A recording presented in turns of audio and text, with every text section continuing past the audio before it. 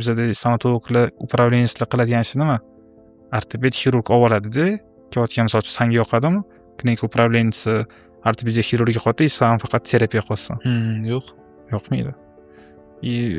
Bizada ham boshida boshladi ustoz shogird mavzusida. Bu yerda ham shogirdda xatosi yo'q, ko'proq ustoz xatosi o'sish nuqtasini belgilab bermaydi.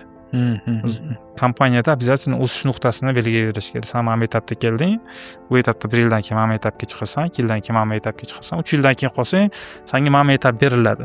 Konkretika yo'q-da. 5 yildan keyin qolsang, bizda mana 5 yildan beri ishlagan Nodir degan shogirdimiz bor. U bilan biz uchraychilimiz уже. Chunki u bilan boshdan kelishganmiz. Qanchadir muddat 5 yil qoladigan bo'lsang, sen bizga uchraychilsan.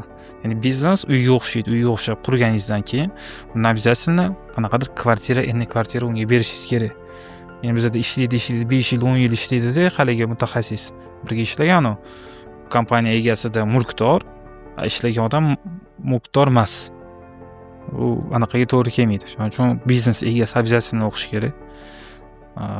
Klinika egasi men unda 2 ta kreslo bo'ladi, men unda 5 ta kreslo bo'ladimi? Обязательно именно stomatologik upravleniyani o'qish kerak.